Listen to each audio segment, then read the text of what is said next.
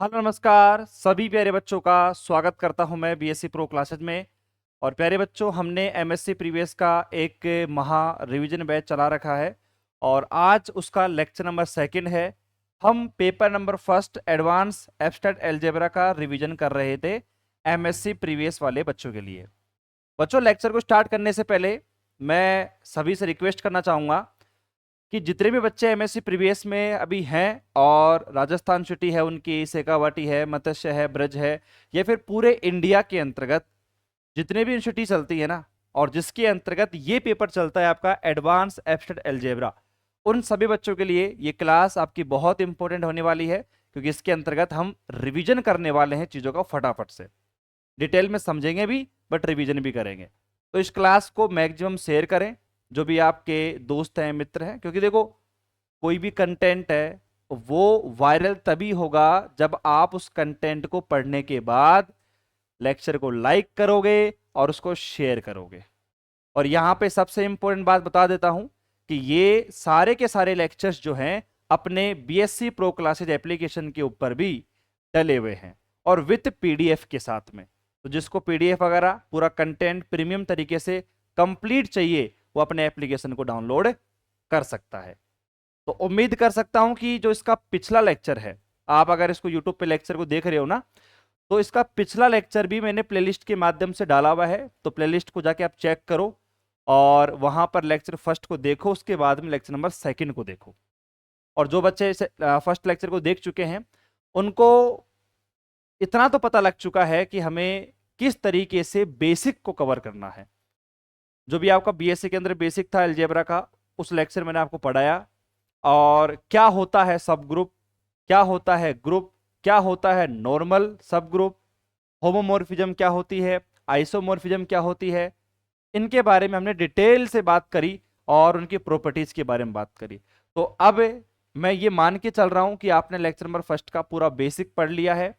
अब मुझे फालतू बेसिक बताने की आवश्यकता नहीं होनी चाहिए। इस लेक्चर नंबर सेकंड के अंतर्गत मैं कुछ भी नहीं बताऊंगा, डायरेक्ट थ्योरम्स की बात करेंगे और इंपॉर्टेंट लेक्चर होने वाला है, क्योंकि आज के इस लेक्चर में हम एमएससी प्रीवियस वाले बच्चों के लिए 10 नंबर का कंटेंट जो है वो आपको देने वाले हैं। अलग अलग यूनिवर्सिटीज में अलग अलग मार्क्स डिवाइड होते हैं, बट एक सवाल 10 नंबर का तो मिनिमम आपका एग्जाम में आता ही आता है। चलिए तो फटाफट अब पीडीएफ ओपन कर लेते हैं और अपना जो रिवीजन है, महा रिवीजन है, उसको चालू करते हैं। और ये लेक्चर मैं रिकॉर्ड कर रहा हूँ, ठीक है। रिकॉर्डेड लेक्चर में क्या है कि थोड़ा सा जल्दी टॉपिक कवर होते हैं कंपेयर टू लाइव क्लासेज।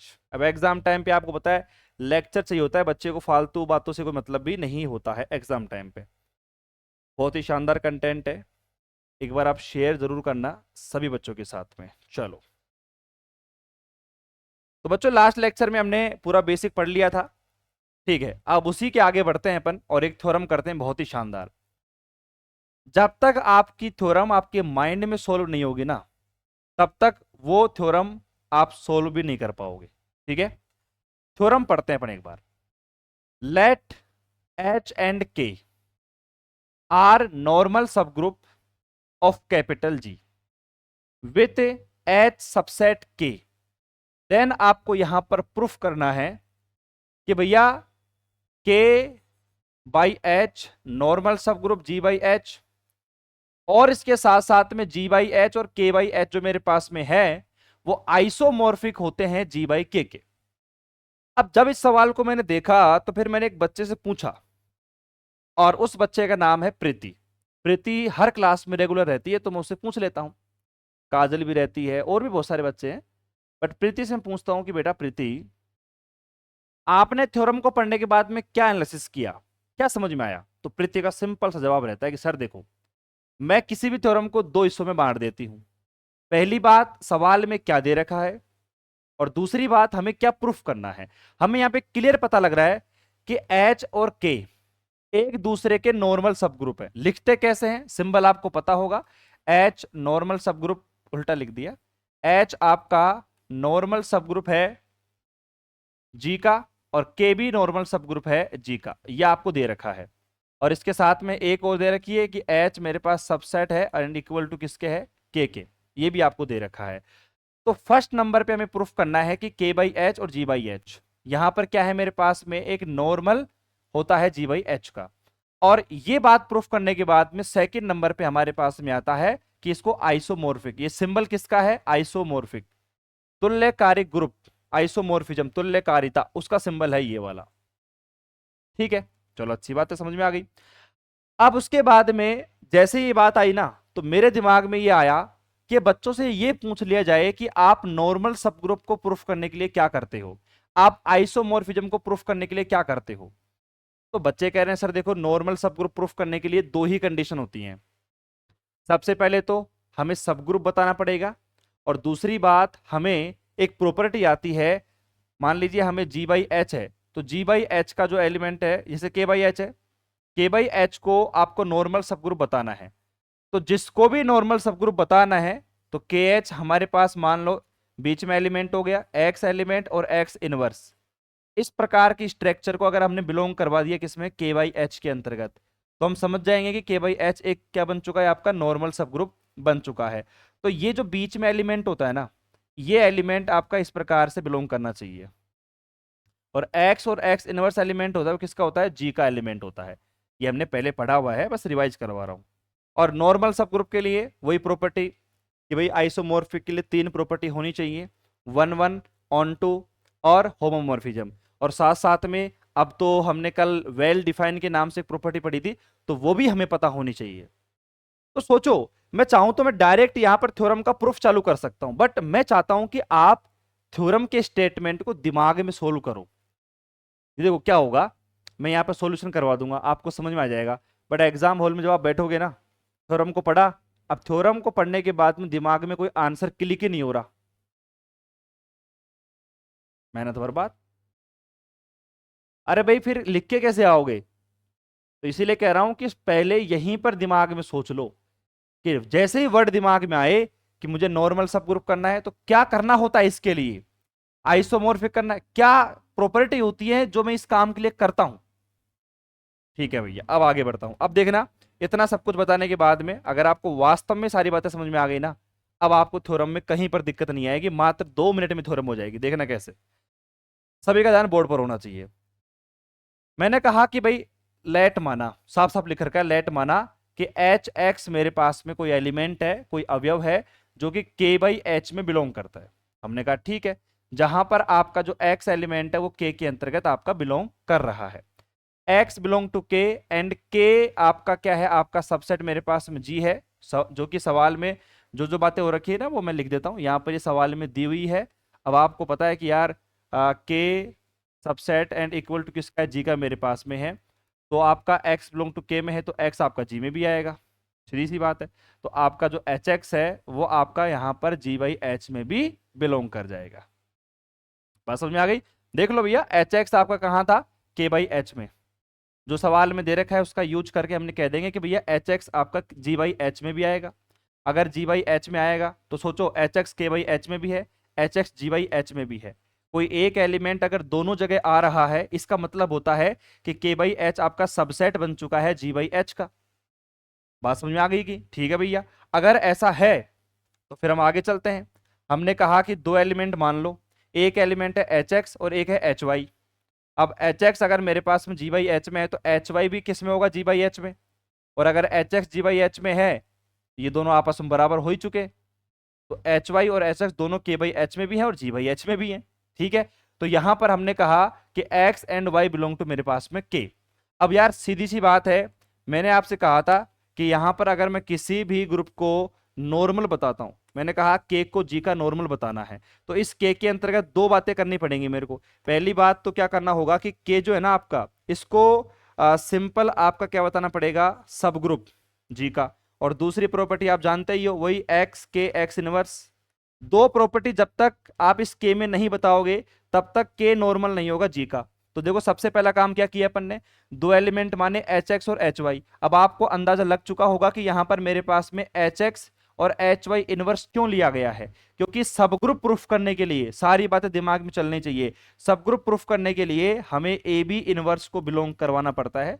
किसको कर रहे हो आप, यहां पर के बाई एच मेरे पास में, तो के बाई एच के अंतर जब आप ए बी इनवर्स को बिलोंग करवाओगे तो वो आपका सब ग्रुप बनेगा। तो हमने दो एलिमेंट लिए थे, एक तो एच एक्स एक एच वाई, ये आपका ए का काम कर रहा है, ये आपका बी का काम कर रहा है। तो ए बी इनवर्स आपने ले लिया, बराबर मैंने इसको सोल्व किया तो क्या आया एच एक्स, और आप यहां पर इनवर्स को अंदर लेके आओगे तो देखो एच के ऊपर तो इनवर्स लगेगा नहीं, वो लगेगा एक्स और वाई एलिमेंट के ऊपर, तो वाई इनवर्स मेरे पास बन गया।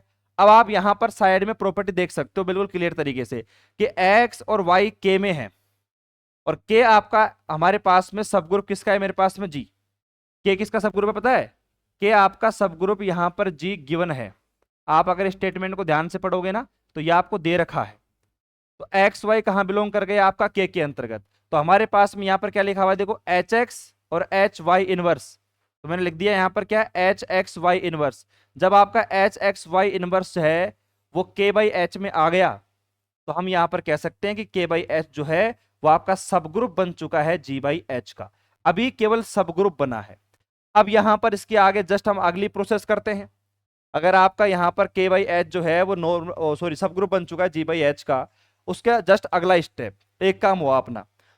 अब हमने क्या किया, हमने कहा कि मेरे पास में कोई एच के एलिमेंट है, एक पूरा हो गया स्टेप, अब इससे कोई संबंध नहीं है अगली वाली स्टेप का, एक पूरी हो चुकी है। अब मैंने कहा लेट माना कि एच के कोई एलिमेंट है के बाई एच में बिलोंग कर रहा है, अच्छी बात है।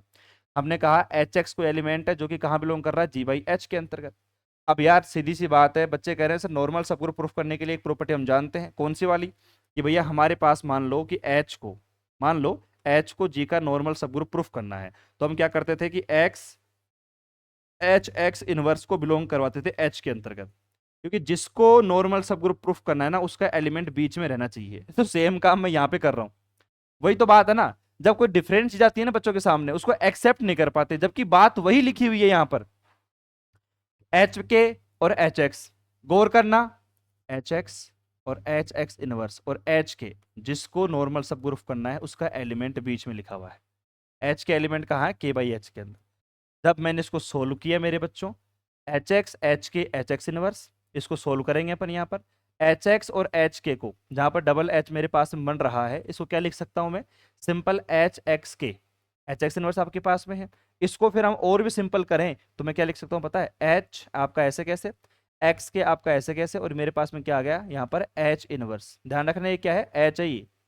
तो अब आप फोकस करो कि मेरे पास में एक्स के एलिमेंट है और बीच में यहाँ पे साइड में क्या है एच और एच इनवर्स, और ये कहाँ बिलोंग कर रहा है आपका के बाई एच के अंतर्गत, तो वही तो प्रूफ करना था अपन को।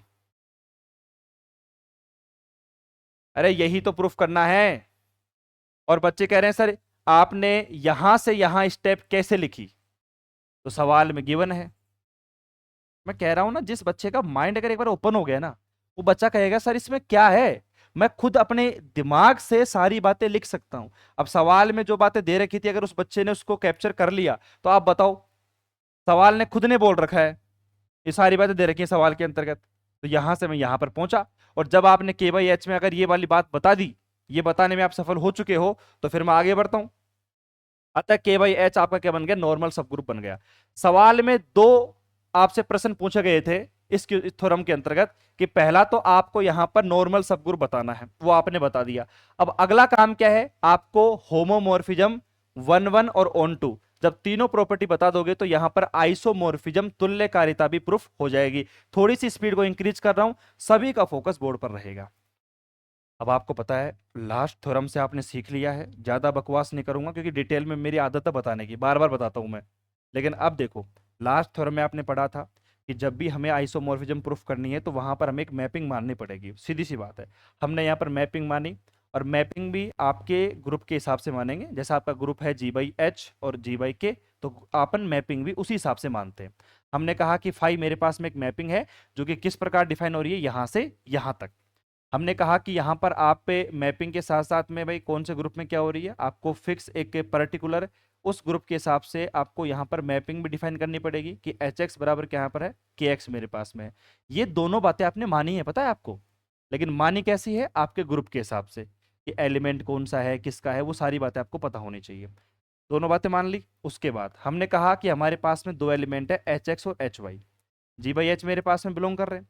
मैंने कहा कि हमने यहाँ पर phi H X H Y को लिया, हमने इसको सोल्व करने की कोशिश करी, तो एच एक्स एच वाई को लिख सकता हूं मैं यहाँ पर फाई एच एक्स वाई, ठीक है। अब यहाँ पर ध्यान से देखना कि यहाँ पर अब कई बच्चे क्या है कई बार परेशान हो जाते हैं कि सर ये phi H X H Y लिख रखा था, ये के एक्स वाई कहाँ से आ गया? हम तो यहीं पर मात खा गए। अरे यार बताओ, जब आप सवाल में मान के चल रहे हो कि मेरी मैपिंग कैसी होगी, एच एक्स बराबर के एक्स के, तो वही तो लिखा है कि फाई एच एक्स वाई की जगह अब यहाँ पर क्या लिखा हुआ है, एच एक्स, तो लिख दिया के एक्स।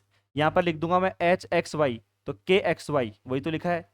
अब आप ये बताओ, के एक्स वाई मेरे पास में है, जब आप यहाँ पर एक रूल पढ़ के आए हो कि मैं अगर यहाँ पर के एक्स के वाई लिखा रहेगा तो उसको मैं लिख सकता हूँ के एक्स वाई, तो मैं इसको ऐसा भी लिख सकता हूँ, मैं इसको ऐसा भी लिख सकता हूँ। तो यहाँ पर के एक्स वाई लिखा हुआ था तो मैंने दोनों को अलग अलग कर दिया, के एक्स और के वाई कर दिया। जब आप यहाँ पर ऊपर आपने फाई से के अंदर मान चेंज किया था तो मैं के से फाई में भी चेंज कर सकता हूँ, तो phi H X phi H Y. और आपकी होमोमोर्फिज्म की प्रॉपर्टी क्या कहती है कि सिंपल हमारे पास कोई मैपिंग लिखी हुई होगी, अगर मैं उन दोनों को अलग अलग कर दूंगा एलिमेंटों को और बीच में आपका ऑपरेशन ले आऊंगा, दैट्स कॉल होमोमोर्फिज्म। तो फाई मेरे पास में क्या हो गई, होमोमोर्फिज्म। एक प्रॉपर्टी पूरी हो चुकी है, आगे बढ़ते हैं अपन यहाँ पर। अरे कुछ नहीं है, उसके बाद में अब यहाँ पर एक बात बताऊं आपको यहाँ पर सबसे बड़ी बात है कि ये देखो, सबसे बड़ी बात क्या है, onto property. Onto property को यहां पर आपको एक तरीके से याद करना पड़ेगा। मैं आपको लास्ट टर्म में बता चुका हूं कि ऑन टू प्रॉपर्टी क्या होती है।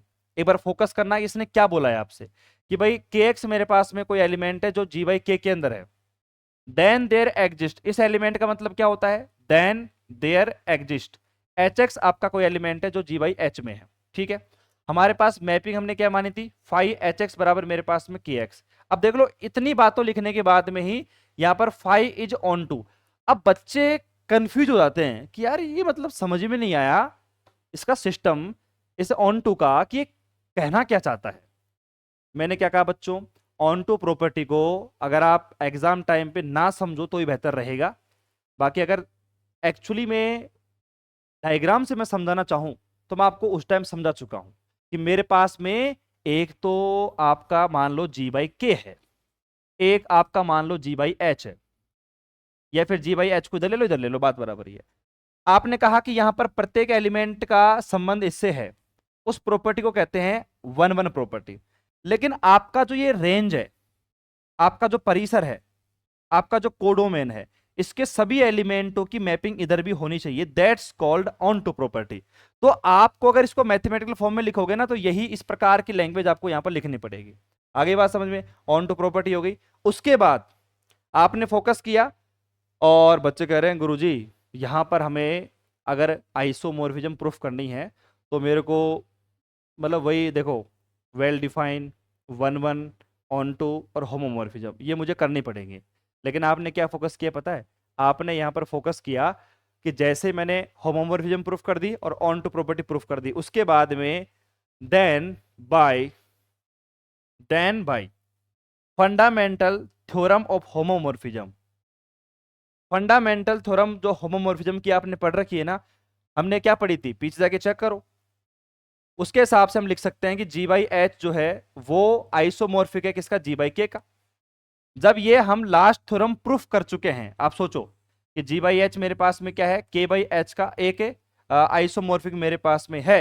अगर ऐसा है तो मैं यहां पर क्या लिख रहा हूं पता है, नाउ कर्नल फाई बराबर एच एक्स और बिलोंग कर रहा है जी बाई एच के अंदर, और फाई मेरे पास में एच एक्स बराबर में के।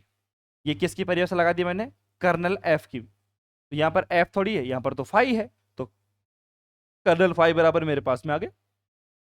उसके बाद में एच एक्स बिलोंग टू मेरे पास जी बाई एच।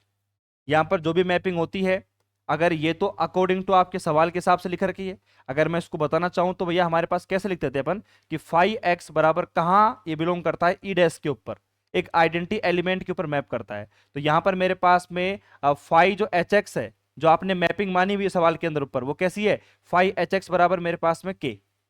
तो यहां पर मेरे पास में क्या आ जाएगा, के एक्स बराबर कितना आ गया मेरे पास में, आपके पास आ गया के बराबर में इसके बराबर। तो जैसे मैं इतना करा आपकी परिभाषा का यूज करके, थोड़ा हम आगे चले तो मेरे पास में कितना आ गया, एच एक्स आपका बिलोंग आ गया जी बाई एच के अंतर्गत, और यहाँ पर एक्स बिलोंग टू के अंतर्गत, बराबर मेरे पास में K by H. Then from equation first G by H and K by H किसका हो गया आइसोमॉर्फिक, जी बाई के अंतर्गत। अब यहां पर बताओ कई बच्चे क्या कहेंगे, सर एक बात बोलूं, मैंने कहा बताओ भाई साहब। सर यहां पर आपने जो कंप्लीट प्रोसेस होता है एक थ्योरम का कि आइसोमॉर्फिज्म को प्रूफ करने के लिए तो well defined, one one, onto, ये सारी प्रॉपर्टी प्रूफ करनी पड़ती है। बट आपने या तो होमोमॉर्फिज्म किया और ऑन टू किया, बाकी वन वन और वेल डिफाइन तो किया ही नहीं। अरे उसको करने की आवश्यकता नहीं है। जब आप इस थ्योरम तक पहुंच जाओगे ना, तो आपने फंडामेंटल थ्योरम ऑफ होमोमॉर्फिज्म जो थ्योरम नंबर फर्स्ट है वो आप पढ़ चुके होंगे। तो उस थ्योरम का मैं यहां पर डायरेक्ट यूज कर सकता हूं। अब आ रही है बात समझ में? उस थ्योरम का मैं डायरेक्ट यहां पर यूज कर सकता हूं। अगर ऐसा होगा तो मैं यहां फिर डायरेक्ट लिख सकता हूं। और यहां पर देखो हमने कितना सरलता से काम किया कि भैया हमारे पास यहां तक तो हम जानते हैं, then by fundamental theorem of homomorphism. अब यहां पर जैसे ही मैं इस थ्योरम का यूज करूंगा, आपकी लगभग सारी प्रॉपर्टी जो है वो बराबर हो चुकी है। बस थोड़ा सा हम जो काम करेंगे ना, भाई ये तो मेरे पास समीकरण नंबर 1 है, और ये मैंने कहां से लिखा, आपकी फंडामेंटल थ्योरम ऑफ होमोमॉर्फिज्म, ये हम जानते हैं। तो मैंने लिखा यहां पर G/H मेरे पास में। और कर अब एक बात बताऊं, आप यहां पर थोड़ा सा इसको याद भी रखना, आपको ये याद भी रखनी पड़ेगी।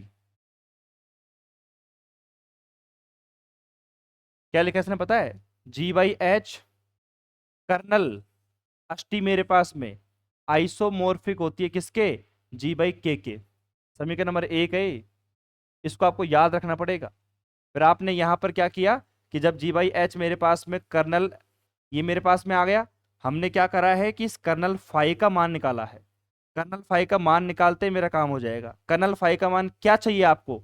इसमें नीचे की तरफ वो मान चाहिए जो सवाल में आपसे पूछा गया है, बस वही अपन निकालेंगे यहाँ पर। और ध्यान रखना, फंडामेंटल थ्योरम के हिसाब से ही लिखा है मैंने ये, तो एक तरीके से ये भी आपको याद रखना पड़ेगा, शॉर्टेस्ट पाथ है। भाई एक बात बताऊं, कई बच्चों को ये लगता होगा कि सर ने मतलब इसको बताया नहीं, छोड़ दिया। जो चीज समझाने की होगी ना अल्टीमेट तरीके से समझाऊंगा, बट जो चीज याद करने की होगी ना मैं डायरेक्ट बोल दूंगा कि इसको याद करना ही पड़ेगा। आगे बात समझ में? हर चीज समझा रहा हूँ डिटेल से, क्योंकि समझाने की है। और अगर नहीं होगी ना तो मैं नहीं समझाऊंगा, ठीक है? चलो, तो यहां पर मैंने कर्नल का मान निकाला। कर्नल की परिभाषा सब जानते हैं। एच एक्स मेरे पास में कोई एलिमेंट है, G/H में है, तो आपने मैपिंग मान रखी है फाइव एच एक्स बराबर मेरे पास में के। सेम मेरे पास अगर एच एक्स आपका है G/H के अंतर्गत, तो मेरे पास फाइव एच एक्स का मान रख दो। ऊपर जो आपने मैपिंग मानी थी कि फाइव एच एक्स किसके बराबर आ जाएगा? के एक्स के बराबर। के एक्स बराबर मेरे पास में के से के आप यहां पर काट दोगे तो भाई मेरे पास में क्या बचेगा? एक्स बचेगा। अब जो एक्स आपका बचेगा वो कहां बिलोंग कर गया? के अंतर्गत। भाई के एक्स बराबर के लिखा हुआ है, इसका मतलब एक्स कहां पे आ गया मेरे पास में? के अंतर्गत। तो हमारे पास में देखो यहां पर क्या लिखा हुआ है, एच एक्स आपका बिलोंग कर रहा है G/H के अंतर्गत। लेकिन यहां पर तो एक्स आपका के में आ गया, तो इसका मतलब है कि मैं यहां पर इस जी की जगह के लिख सकता हूं। तो मैंने एच एक्स लिख दिया और बराबर में यहां पर क्या आ गया? के एच। तो जैसे मैंने यहां पर बराबर में किसका मान था ये पता है? ये मान था कर्नल फाई का मान था। तो ऊपर आपने जो फंडामेंटल थ्योरम मानी है, जहां पर आपने G/H अपॉन में क्या माना था? कर्नल। तो कर्नल का मान आप ले चुके हो के बाई एच लिख दो यहां पर, आंसर आ गया जो आपको निकालना था।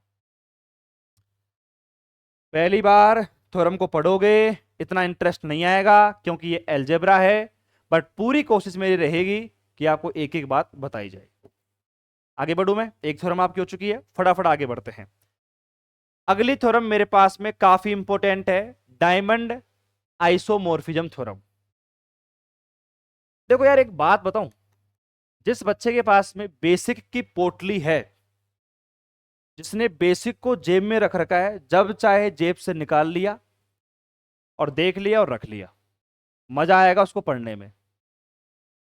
इंटरेस्ट ऑटोमेटिक बन जाएगा। आप कहते हो ना इंटरेस्ट नहीं आ रहा, इंटरेस्ट ऑटोमेटिक बन जाएगा। आप कहोगे यार मजा आ गया। ठीक है, चलो, तो इंटरेस्ट बनाते हैं। देखो अब इस थ्योरम की बात करते हैं। सबसे पहले थ्योरम समझाऊंगा, उसके बाद अपन आगे बढ़ेंगे। थ्योरम कहता है कि लेट एच बी सब ग्रुप। हैंड टू हैंड आपको मैं क्लियर करके चल रहा हूं। सवाल में दिया गया है कि एच आपका एक सब ग्रुप है। सब ग्रुप दिमाग में खुल जाना चाहिए कि ये क्या होता है। सब ग्रुप है जी एंड के, नॉर्मल सब ग्रुप। जी और के मेरे पास में क्या है? नॉर्मल सब ग्रुप है।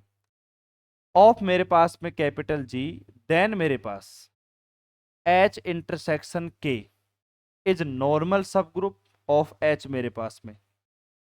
एच इंटरसेक्शन के भी आपको नॉर्मल सब ग्रुप दे रखा है किसका, कैपिटल एच का। देन आपसे प्रूफ करवाया जा रहा है कि एच के अपोन में के और कैपिटल एच अपोन में एच इंटरसेक्शन के, ये आपसे यहां पर प्रूफ करवाने की कोशिश कर रहा है। आपने देखा कि हमने आइसोमोर्फिज्म की थ्योरम पढ़ रहे हैं, आइसोमोर्फिज्म का ही बेसिक यहां पर हम काम में ले रहे हैं। ये पता है आपको कि आइसोमोर्फिज्म में ही हम सारी बातें कर रहे हैं, तो वही आपकी 1 1 2 सारी प्रॉपर्टी आपके दिमाग में सेट हो रखी है। बट जैसे जैसे आप आगे बढ़ रहे हो वैसे वैसे क्या है कि आपको यहाँ पर ये भी देखना पड़ेगा कि कौन सी थ्योरम का यूज कहाँ पर अपन कर रहे हैं, उसका भी आपको फोकस रखना पड़ेगा। चलो तो फिर मैं आगे बढ़ता हूँ। हमने कहा समझ में तो आ गया भाई किसको क्या करना है। लेट माना, हमने जो बात मान रखी है उसको तो बिल्कुल फोकस से देखो। हमने कहा कि x आपका h में है, हमने कहा ठीक है। y बिलोंग कर रहा है कहां पर, h इंटरसेक्शन के अंतर्गत, हमने कहा ठीक है। x h में आ रहा है, सीधी सी बात है y मेरे पास में h में भी आएगा, और यहां पर लिखा हुआ नहीं है शायद, y बिलोंग कहां करेगा, के अंदर। भाई y अगर h इंटरसेक्शन के में है तो y h में भी होगा, y के में भी होगा। अगर ऐसा है, हमने कहा ठीक है, x आपका h में है, y भी आपका h में है, तो आपका जो h है वो आपका g का क्या है मेरे पास में, एक सब ग्रुप। क्या है मेरे पास में, h आपका क्या है, एक सब ग्रुप मेरे पास में। और आपको हालांकि सवाल में दे भी रखा है कि h जो है आपका g का क्या है मेरे पास में, सब ग्रुप है। और यहां पर अगर मैं एक्स वाई एक्स इनवर्स को h में ले आता हूं तो ये प्रॉपर्टी किसकी होती है, नॉर्मल सब ग्रुप की। फर्स्ट नंबर, एक नंबर आप लिख दो इसको, ठीक है। जो सवाल में दे रखा है ना उसी का पोस्टमार्टम कर रहा हूं मैं यहां पर। थोड़ा आगे चला मैं, x आपका h में है, y आपका k में है, x g में y k में, एंड मेरे पास में सवाल में दे रखा है कि k g का नॉर्मल सब ग्रुप है। अगर के जी का नॉर्मल सब ग्रुप है, भाई जो बातें दे रखी है ना अगर वो गिवन है तो मैं उन्हीं की सहायता से, उन्हीं का यूज करके मैं ये बातें लिखता हूँ। जैसे ये वाली लिखी है आपने, यहाँ पर ये वाली लिखी, क्यों लिखी, अगर सवाल की गहराई में जाओगे देखोगे तो हमें पता लगेगा कि यहाँ पर हमें नॉर्मल सब ग्रुप की बातें दे रखी है, तो मैंने ये भी लिख दी समीकरण नंबर 2, यहाँ पर एच के लिए, यहाँ पर के लिए। समीकरण नंबर 1 को और 2 को, समीकरण नंबर 1 और 2 से हमें क्या लगा कि जब इनवर्स आपका एच में भी है और के में भी है तो गारंटी है कि एक्स वाई एक्स इनवर्स जो आपका है वो एच इंटरसेक्शन के में भी होगा। जब आपने ऐसा किया, अब आपको पता है, ये तो अपना रूल है एलजेब्रा का, कि जब आप यहां पर एक्स और वाई मेरे पास में एक्स इनवर्स है और ये अगर आपने बिलोंग करवा दिया एच इंटरसेक्शन के अंतर्गत, ये प्रॉपर्टी होती है नॉर्मल ग्रुप की। तो यहां पर क्या हो गया, एच इंटरसेक्शन जो मेरे पास में के है वो आपका नॉर्मल बन चुका है एच का। एच इंटरसेक्शन के इज नॉर्मल सब ग्रुप ऑफ कैपिटल एच। देख लो आप, किसी को दिक्कत है तो यहां पर मेरे पास में आपका जो एलिमेंट है वो बन गया है। आपको देख लेना है कि बीच में किसका एलिमेंट आ रहा है, वाई का आ रहा है, एक्स का आ रहा है, उस हिसाब से आपने देखो एच इंटरसेक्शन के को एच का नॉर्मल सब ग्रुप बना दिया है। कई कहेंगे सर ये एच की जगह के का नॉर्मल सब ग्रुप भी तो हो सकता था। अरे यहां पर बीच में एलिमेंट किसका है वो देखो ना यार, सारा बेसिक तो बता रखा है, बस दिमाग घुमाने की आवश्यकता है आपको। आगे बढ़ते हैं। अब वो काम हमने कर दिया, अब आइसोमोर्फिक प्रूफ करना है तो वही सीधी सी बात कि हमें यहां पर क्या करना पड़ेगा, अपने के मैपिंग लेनी पड़ेगी। हमने यहां पर एक मैपिंग ली, हमने कहा कि फाई बराबर एच के इज इक्वल टू मेरे पास में क्या है, एच अपॉन में एच इंटरसेक्शन के। जैसा सवाल का भेस वैसी मैपिंग माननी पड़ेगी। हमने कहा ठीक है। हमने फिर उसके बाद में इस सवाल में जो मैपिंग मानी है ना वो भी आप देख लो एक बार, फोकस कर लो। फाई एक्स वाई बराबर में क्या है, एच इंटरसेक्शन के और मल्टीप्लाई में एक्स। अब बताऊं कई बच्चे क्या कहेंगे कि सर ये मैपिंग कैसे मानते हैं, मतलब इसका भी तो कोई लॉजिक होगा।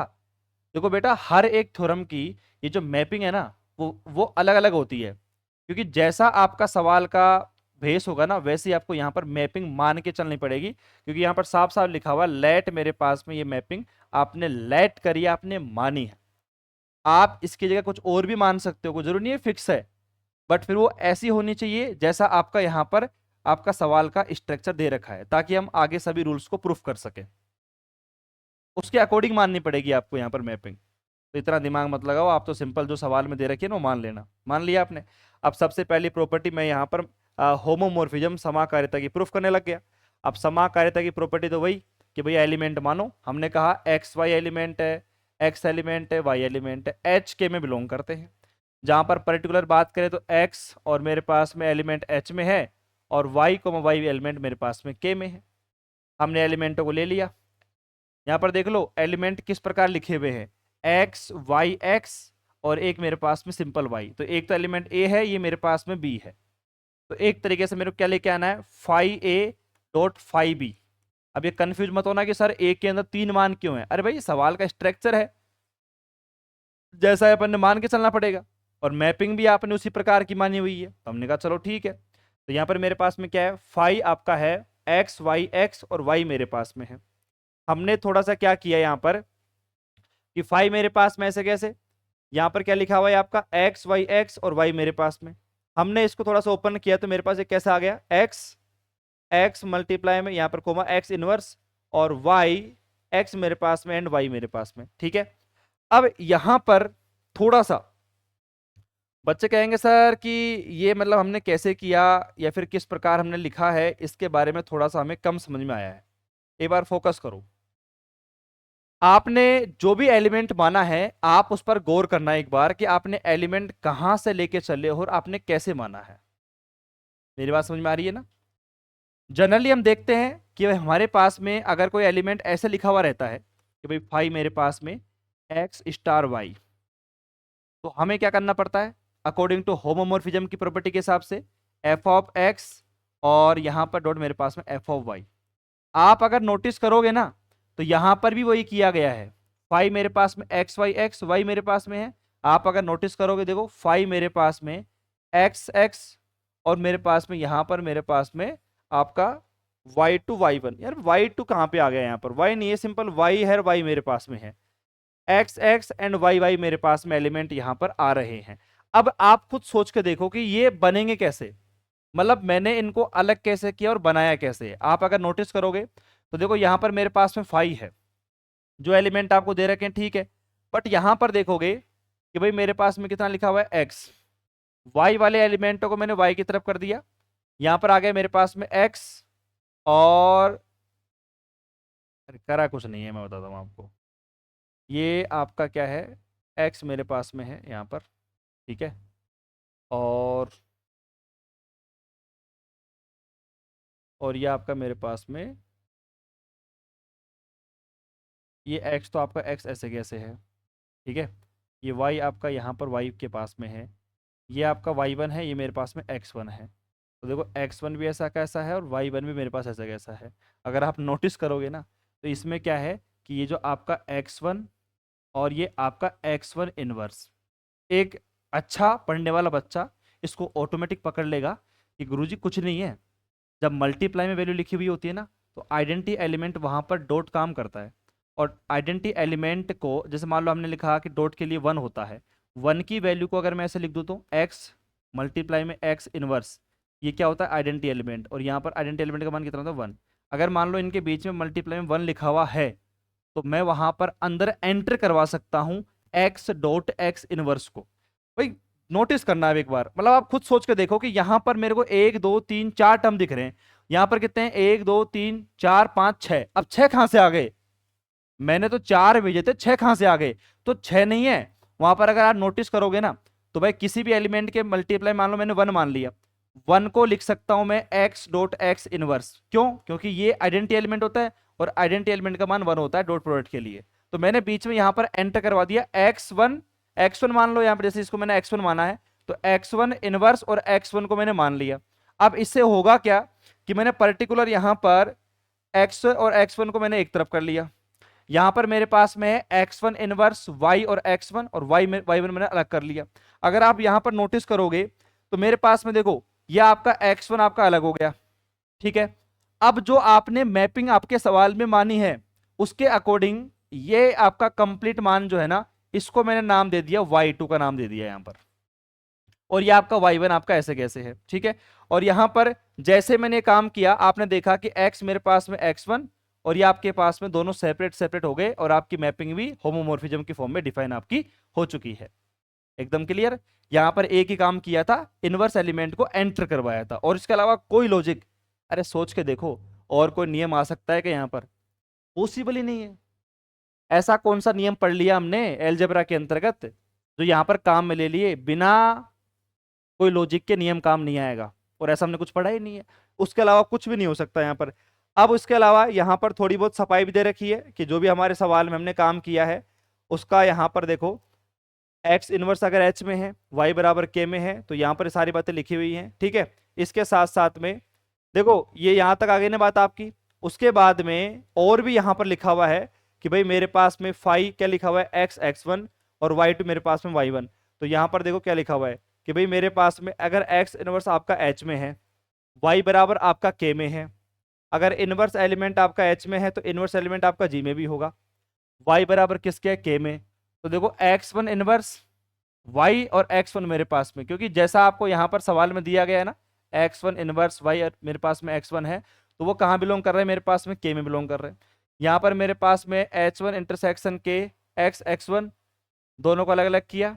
यहाँ पर आप देख लो सवाल के अंदर जो मैपिंग दे रखी है आपकी, एक बार मैं आपको झलक दिखा देता हूँ ऊपर। भाई सवाल में आपने मैपिंग क्या मानी थी, फाई एक्स वाई बराबर एच इंटरसेक्शन के मल्टीप्लाई में एक्स।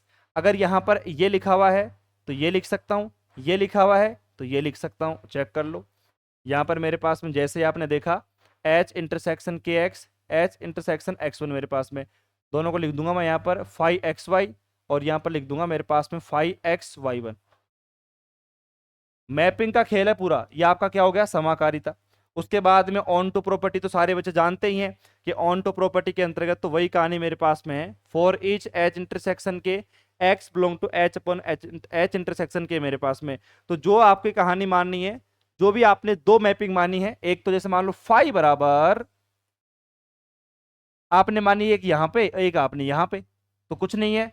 जो भी आपने मैपिंग मानी है उसके सारे एलिमेंटों का यहाँ पर मामला मैपिंग होना चाहिए, वही आपने यहाँ पर काम किया फॉर्मेलिटी के तौर पर।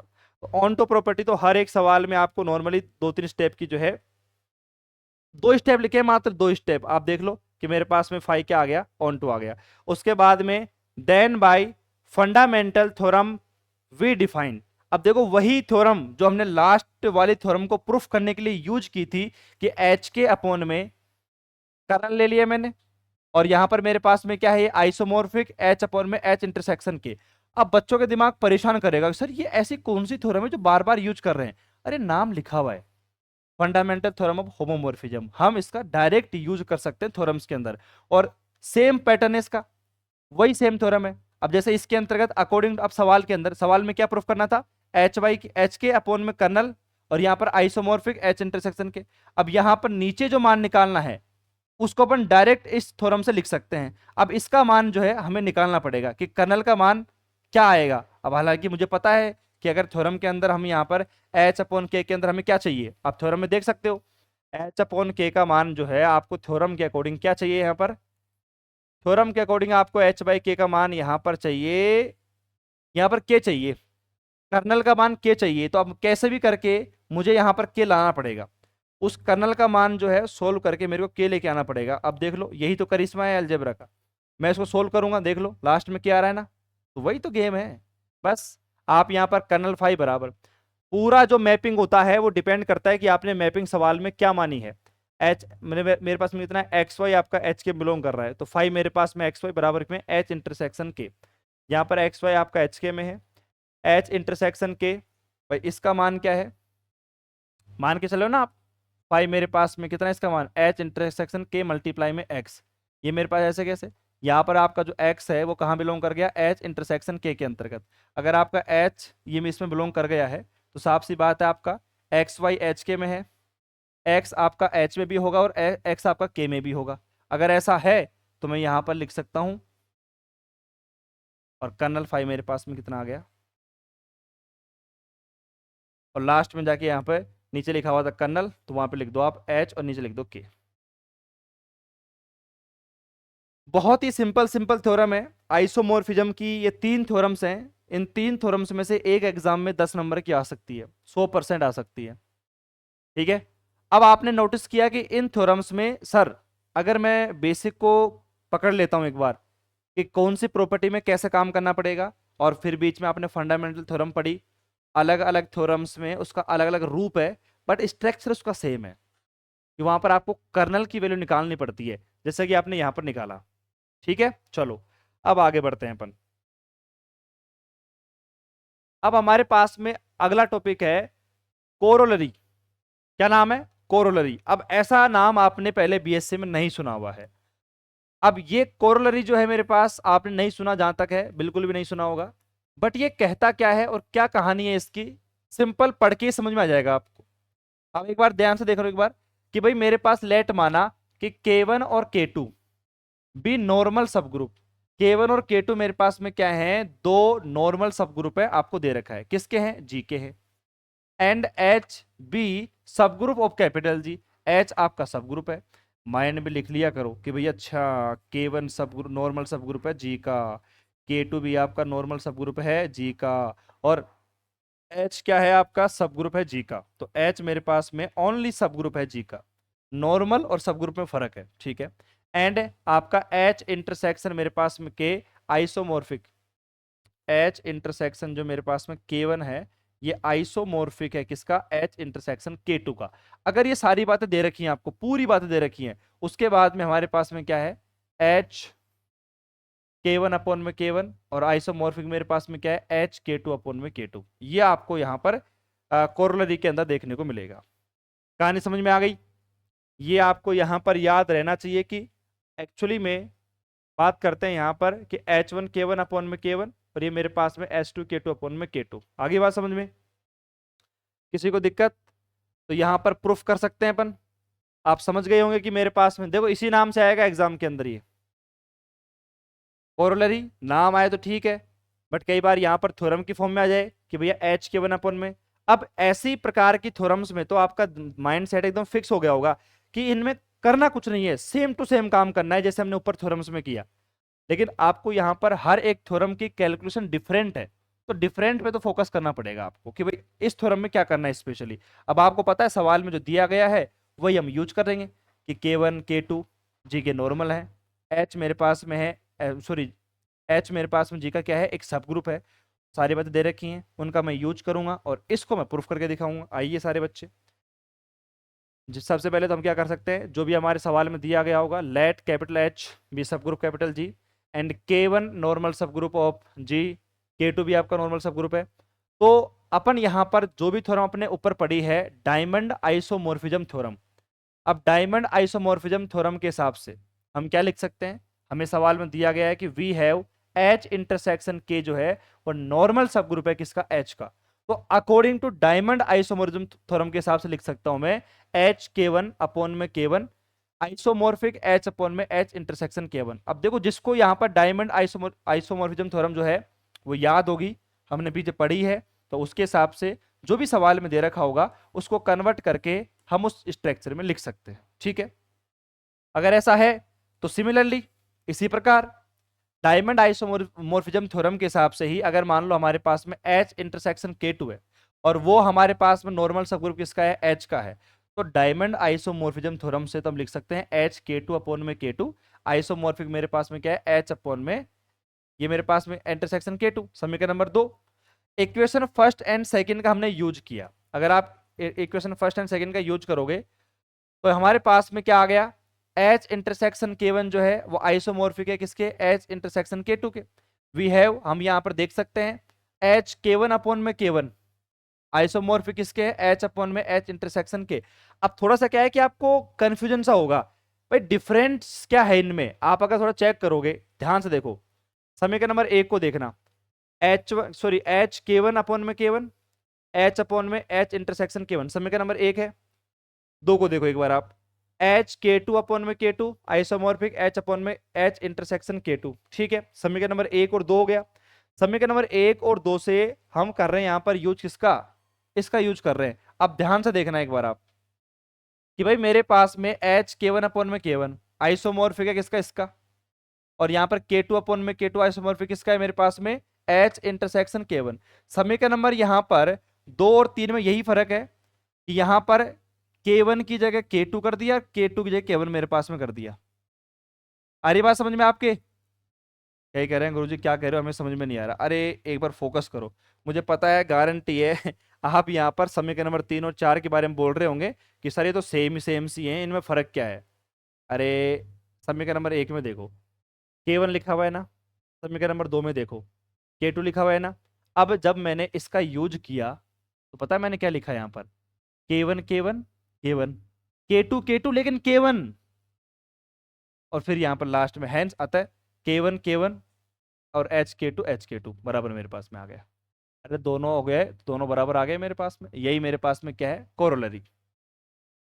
ये आपकी कोरोलरी की क्या है, प्रॉपर्टी है। अगर ये कहीं पर भी पूछा जाएगा, ऐसा कुछ स्ट्रक्चर काम में आएगा, तो मैं सिंपल कह दूंगा कि भाई कोरोलरी के उस प्रिंसिपल में हमने पढ़ाया था, हमने बोला था कि भैया ऐसा कुछ कहानी बनती है, इसको हम यहां पर याद कर सकते हैं। जैसे जैसे प्रैक्टिस करोगे वैसे वैसे आपका काम यहां पर आसान होता जाएगा। ठीक है। अब जैसे यहां पर ये थ्योरम है, जब भी कोई बड़ी थ्योरम दिखे आपको, भाई इतना सा काम करना है कि उसमें क्या दिया गया है, अगर वो लिख लिया ना, मैं कह रहा हूं 10 में से 5 नंबर तो आपको वहीं पर मिल गए। एक तो आपका स्टेटमेंट आपने छाप दिया, और एक जो भी उसमें दे रखा है, अगर उसके बारे में आप जानते हो, कह रहा हूं ना 10 में से 5 नंबर आप आराम से लेके आ जाओगे, मेरी गारंटी है। कैसे, देखो मान लो थ्योरम लिख रखी है, हमने देखा कि यार इसने बोला लेट फाई मेरे पास में जी से जी डैश में एक मैपिंग डिफाइन कर रखी है, जी से G dash he has onto homomorphism. अब आपको पता है ऑन टू होमोमोर्फिज्म मेरे पास में ऑन टू प्रॉपर्टीज के अंदर दे रखी है, ठीक है। और मैपिंग क्या है मेरे पास में, फाई जी से जी डैश में, एंड मेरे पास यहां पर बोल रखा है कि कर्नल के लेट मेरे पास में एन डैश बी ए सब group of capital ji dash मेरे पास में। देन यहां पर आपको ये भी दे रखा है कि एन मेरे पास में एक्स बिलोंग टू जी, और मैपिंग आपको दे रखी है फाइव एक्स बराबर में एन डैश। दो बात लिख लिया आपने, इज ए सब ग्रुप ऑफ कैपिटल जी, ठीक है। फिर उसके बाद लिख रखा है मोर एवर इफ मेरे पास में एन डैश इज नॉर्मल सब group of capital ji dash मेरे पास में, एन डैश आपको नॉर्मल सब ग्रुप दे रखा है जी डैश का। अब यही इतना पढ़ने के बाद में बच्चे का दिमाग घबरा जाता है, भाई साहब ये कितनी बात दे रखी है यहाँ पर, कैसे करेंगे, क्या करेंगे, कैसे होगा। अरे जो सवाल में दे रखा है उसको लिख तो लो, वो तो बात की बात है, वो कैसे होगा या नहीं होगा उसको लिखो एक बार आप आराम से। एन डैश आपका किसका है, जी डैश का नॉर्मल सब group. Then capital N is normal सब ग्रुप ऑफ कैपिटल जी। आप चेक तो करो कितनी बातें दे रखी हैं इसने, 1 2 3 4, और फिर आपसे बोला है कि जी बाई एन आइसोमोर्फिक होता है जी डैश अपॉन में एन डैश। अब लिटरली बात है, इतनी सारी बातें आपको यहां पर दे रखी हैं। कर्नल के बारे में आपको बता रखा है, एन डैश नॉर्मल है जी डैश का, एन है नॉर्मल जी का, इतनी सारी बातें, इनकी प्रॉपर्टी आपके दिमाग में छपी हुई है कि इसमें क्या करना है, और इसने आइसोमोर्फिक पूछा है, तो इसमें कौन सी बड़ी बात है, वही आपकी 1 1 ऑन टू होमोरिज्म प्रॉपर्टी जो वो लगानी पड़ती है इसके अंदर, और करना क्या है कि जी बाई एन के अंदर सारी प्रॉपर्टी लेके आनी है, क्योंकि जिसको आइसोमोर्फिक प्रूफ करना होता है ना उसी के अंतर्गत अपन वो सारी बातें प्रूफ करते हैं। तो मैं थोड़ा आगे बढ़ा यहाँ पर, हमने कहा प्रूफ करते हैं भैया, ठीक है। सबसे पहले लेट माना, यहां पर मेरे पास में एक्स और वाई मेरे पास में एलिमेंट है किसमें, एन के अंतर्गत, ठीक है। अब फाइव एक्स मेरे पास में एन डैश, और उसके बाद में फाइव वाई मेरे पास में क्या है, एन डैश। अब यहां पर मैंने ऐसा क्यों लिखा, अगर आप थोड़ा नोटिस करोगे तो फाइव एक्स मेरे पास में एन डैश, और यहां पर ये मैंने क्यों लिखा, क्योंकि सवाल में गिवन है अपना, सवाल में क्या है मेरे पास में गिवन है, मैपिंग आपकी है सवाल में दे रखी है कर्नल के अंतर्गत, फाइव एक्स फाइव वाई मेरे पास में दोनों के दोनों कहाँ बिलोंग कर रहे हैं, एन डैश के अंतर्गत, ठीक है। उसके बाद हमने देखा यहाँ पर कि मैंने यहाँ पर फाइव एक्स और ये मेरे पास में फाइव वाई इनवर्स। अब बच्चे कह रहे हैं सर ऐसा क्यों कर रहे हैं, नीचे देखोगे तो आपको दिखेगा कि एन इज ए सब ग्रुप ऑफ कैपिटल जी। अगर मुझे एन को जी का सब ग्रुप बताना है, सुनो ध्यान से, गौर करना, एन को अगर जी का सब ग्रुप बताना है तो बताओ क्या करना पड़ेगा, मुझे यहाँ पर ए बी इनवर्स को बिलोंग करवाना पड़ेगा एन के अंतर्गत। तो वही तो करवा रहा हूँ, चेक कर लो, अगर मैंने आपको कहीं पे घुमाया हो तो पॉइंट टू पॉइंट बात करिए मैंने। तो यहाँ पर ए का काम कौन कर रहा है, फाइव एक्स, बी का काम कौन कर रहा है, फाइव वाई इनवर्स, इनवर्स को अंदर ले आओ, मैपिंग आपकी बन जाएगी ऐसे। इसको थोड़ा सा आप पता है भाई समाकारिता की प्रॉपर्टी सवाल में दे रखी है, तो five X five Y inverse को लिख सकते हो आप फाइव एक्स वाई इनवर्स, और एक्स वाई इनवर्स कहाँ पे आ गया आपका, एन में बिलोंग कर गया, ठीक है। अगर ऐसा है तो मेरे पास यहां पर क्या आ जाएगा, एन आपका क्या आएगा, सब ग्रुप ऑफ कैपिटल जी मेरे पास बन जाएगा। ठीक है, उसके बाद let N dash intersection G dash, then we will show that N आपका इंटरसेक्शन जी मेरे पास में है। लेट यहां पर आप देख सकते हो कि एक्स बिलोंग टू जी मेरे पास में है, एन बिलोंग टू मेरे पास में एच में है। ठीक है, अब आप देखो कि जो सवाल में आपको मैप, एक काम हो गया आपका, अब दूसरा काम कर रहे हो आप यहां पर कि भाई मेरे पास में यहां पर N dash intersection G dash मेरे पास में है, तो एन नॉर्मल सब ग्रुप जी का। अब दूसरे के लिए काम कर रहे हैं अपन, तो यहां पर देखिएगा एक बार कि फाइव एक्स मेरे पास में कहां पर है, जी डैश में है, फाइव एक्स मेरे पास में कहां पर है, एन डैश में भी है। तो यहां पर देखो फाइव एक्स मेरे पास में जी डैश में है, फाइव एन मेरे पास, फाइव एन है मेरे पास में, नहीं फाइव एक्स है ये, फिर फाइव एन मेरे पास में है, फाइव एन कहाँ पे है, एन डैश में है। तो यहाँ पर अतः एन डैश नॉर्मल सब ग्रुप मेरे पास में जी डैश का है, शो मेरे पास फाइव एक्स। अब आपको पता है कि अगर नॉर्मल सब ग्रुप है तो उसकी प्रॉपर्टी सब जानते हैं, एक्स वाई एक्स इनवर्स, ये उसी प्रकार तो लिखा हुआ है फाइव एक्स और फाइव मेरे पास में एन और फाइव एक्स इनवर्स, और जिसका नॉर्मल सब ग्रुप होता है उसी का एलिमेंट बीच में होता है, फाइव एन यहाँ पर बीच में लिखा हुआ है, अगर आप नोटिस करो तो। उसके बाद थोड़ा हम आगे चलते हैं, हम आगे चले, ये फाइव एक्स आपके पास ऐसे कैसे है, ये फाइव एन मेरे पास में है, ये आपका इनवर्स आपने अंदर ले लिया। आपको समाकारिता की प्रॉपर्टी सवाल में दे रखी है, तो हम इनको आपस में, ये अलग अलग है ना, हम इनको आपस में एक्स एन एक्स इनवर्स लिख देते हैं। अगर ये एक्स एन एक्स इनवर्स आपका एन में आ गया तो फिर हम कह सकते हैं कि एन इज नॉर्मल सब ग्रुप ऑफ कैपिटल जी। आप फोकस कर रहे हो कि सवाल में जो भी दिया गया था आपको गिवन है, हम उनका यूज कर रहे हैं और कुछ नई बातें यहां पर अपन प्रूफ कर रहे हैं। यहां पर जैसे ऊपर हमने किया वैसे हमने नीचे भी कर दिया। दो बातें हमने प्रूफ करने के बाद में अब यहां पर क्या कह रहे हैं कि हमने एक मैपिंग डिफाइन करी, और मैपिंग डिफाइन करी जी से हमने जी डैश अपॉन में एन डैश के अंतर्गत, हमने कहा ठीक है। अब मैपिंग क्या है वो अगर आपको नहीं दिख रही तो मैं बोल के बता रहा हूं, मैपिंग है फाइव एक्स, फाइव नहीं है, ये एफ ऑफ एक्स है, ये मेरे पास में एफ ऑफ एक्स, ये एफ है और एफ ऑफ एक्स बराबर मेरे पास में N dash five X. Let मेरे पास में एक्स और वाई एलिमेंट है जी के अंतर्गत। ठीक है, तो मैंने कहा कि एफ ऑफ एक्स वाई बराबर मेरे पास में क्या है, एन डैश। अब देखो यहां पर आपने मैपिंग क्या मानी है पता है, आपने मानी है फाइव एक्स बराबर एन डैश और फाइव एक्स मेरे पास में, ये मैपिंग आपने मानी है और आपने कहा है कि एलिमेंट मेरे पास में ऐसा होगा। अब सीधी सी बात है, अगर फाइव एक्स बराबर मेरे पास में एन डैश फाइव एक्स है, तो अगर मैं यहाँ पर एफ ऑफ एक्स और वाई को लेके चलूंगा, एन डैश बार ऐसे कैसे, और फाइव के अंदर यहाँ पर एक्स था तो यहाँ पर दो एलिमेंट एक्स वाई आ जाएगा। इसको थोड़ा ओपन करते हैं अपन, एन डैश ऐसे कैसे, फाइव मेरे पास में एक्स, फाइव मेरे पास में वाई, एन डैश के साथ लिखा इसको मैंने अलग लिख लिया। इस पूरे का मान, कंप्लीट का मान क्या लिख दोगे आप, एफ ऑफ एक्स, इस पूरे का मान एफ ऑफ वाई, तो आपके पास में यहां पर क्या आ गया, होमोमॉर्फिज्म की प्रॉपर्टी इस फंक्शन एफ या मैपिंग एफ के अंतर्गत आपकी प्रूफ हो चुकी है। उसके बाद हम आगे चलते हैं, हमने कहा कि यहां पर N dash Y belong to मेरे पास में किस में है, जे डैश अपॉन में एन डैश में, सच दैट हमने कहा एक मैपिंग फाइव एक्स बराबर मेरे पास में वाई। अगर ऐसा है तो हमारे पास five x f of x मेरे पास में, और थोड़ा सा कंफ्यूज हो रहे होंगे आप, दो मैपिंग है यहाँ पर, एक तो फाइव है और एक मेरे पास में एफ ऑफ एक्स, दोनों में थोड़ा सा फर्क देख लेना आप। फाइव एक्स बराबर वाई और एफ ऑफ एक्स बराबर मेरे पास में एन डैश और फाइव एक्स। अब यहाँ पर फाइव एक्स का मान कितना है, वाई मेरे पास में, तो यहाँ पर आपने लिखा N dash Y, F of X बराबर एन डैश वाई, तो एफ मेरे पास में क्या आ गई, ऑन टू प्रॉपर्टी, होमोमॉर्फिज्म आ गई, ऑन टू प्रॉपर्टी आ गई, तो ये मेरे पास में क्या आ गई, एज ए होमोमॉर्फिज्म लेकिन ऑन टू प्रॉपर्टी के साथ में।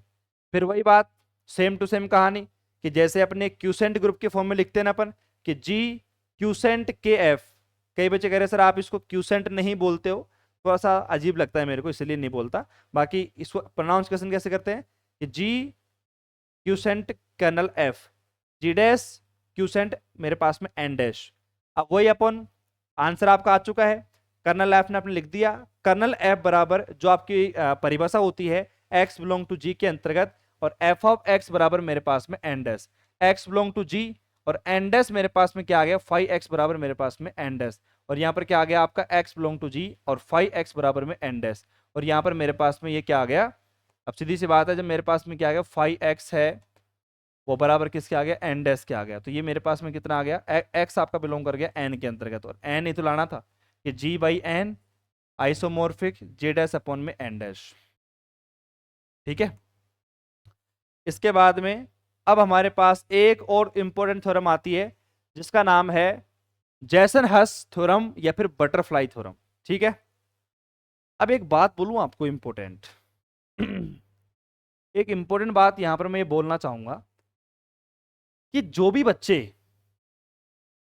अभी तक यहां तक पहुंचे हैं और क्लास ले रहे हैं, पता जब भी मैं यहां पर फटाफट फटाफट कोई बेसिक आगे लगातार चलता हूं, मतलब मैंने कोई बेसिक कॉन्सेप्ट नहीं समझाया और फटाफट फटाफट मैं आगे चल रहा हूं यहां पर, ठीक है, आगे चलता जा रहा हूं, तो पता है क्या हो रहा है उससे क्या हो रहा है कि बच्चे का माइंडसेट सोच रहा है कि यार ये कैसे हुआ, ये कैसे हुआ, ये कैसे हुआ। मैं कह रहा हूं सबसे पहले तो जब तक आपने पहली क्लास का बेसिक नहीं सीखा और उसको याद नहीं किया ना, तो कोई भी थ्योरम के अंतर्गत अगर मैं फटाफट काम कर रहा हूं ना, आप ये देखते रह जाओगे कि इस थ्योरम में हुआ क्या है एक्चुअली के अंदर, एक्चुअली में इसमें हुआ क्या है यही हमें पता नहीं लग पा रहा। रियलिटी बात है ये। तो जैसे अभी मैंने ये थ्योरम की गारंटी दे रहा हूं, जब मैं यहां पर आगे बढ़ रहा हूं ना, तो मोस्टली बहुत कम बच्चे हैं जो समझ पा रहे हैं कि सर ने क्या किया, जबकि जो बच्चे दो चार हैं जिन बच्चों को बेसिक आता है उनको पता है कि यहाँ पर फंडामेंटल थ्योरम हमने यूज करी, वही आपका जी अपॉन कर्नल एफ, वही सेम बराबर की कहानी। इस के आर मतलब कर्नल एफ का मान जो है वो क्या लेके आना है अपन को, जो सवाल में आंसर है यहाँ पर एन लेके आना है।